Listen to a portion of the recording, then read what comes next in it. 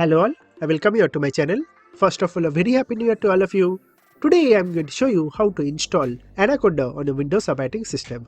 So first you need to go to favorite browser and to type over here Anaconda download.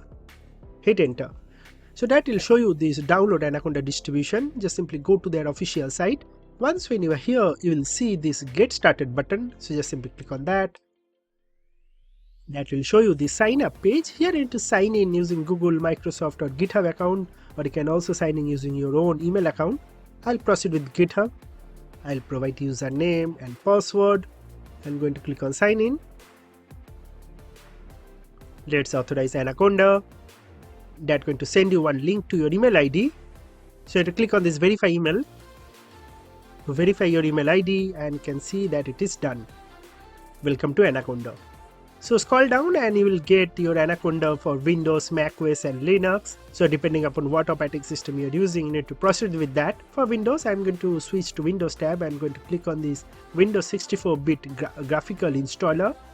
So click on that and that's going to immediately start downloading our Anaconda. You can see it is rightly started downloading. Let's wait for a few seconds. And there we go. You can see that our Anaconda is now rightly downloaded. Just simply click on that installer. So this is our Anaconda setup wizard. Here you have to click on next. You have to read license agreement and click on I agree.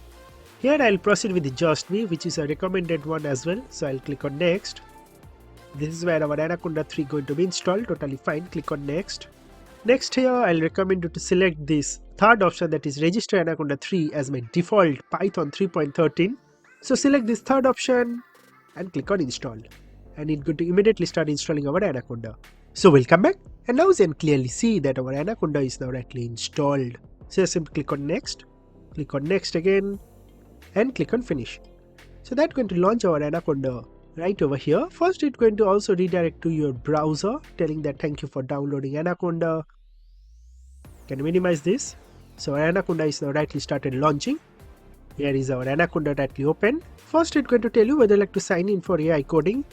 So how to use it for AI and stuff. So that is what I'm going to show you on my next video. To keep this video short, I'm going to cancel this and I'm going to now maximize this and going to show you how to use the Jupyter Notebook and Spyder IDE as well.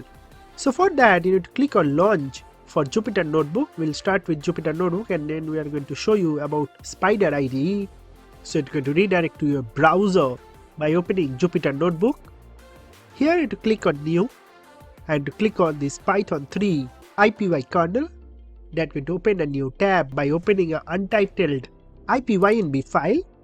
Here you can write Python code, so you can print something to your console and click on the run button and you are going to get that output. Similarly, you can also use Spyder IDE as well. So here is our Spyder IDE. Just simply click on launch. Here is our Spyder IDE version 6. Welcome to Spyder IDE. You can dismiss this. And it started connecting to kernel. By the time it gets connected to kernel, you can write your Python code over here. So you can again do the same thing. You can print something to your console, so print hello world. And once when our kernel gets connected, you can click on this run button and you are going to get that output. So that's how you install Anaconda and use Anaconda Navigator for launching different applications like Jupyter Notebook or Spyder IDE. Similarly, you can also launch other applications like PyCharm. You need to first install it and then you need to launch that.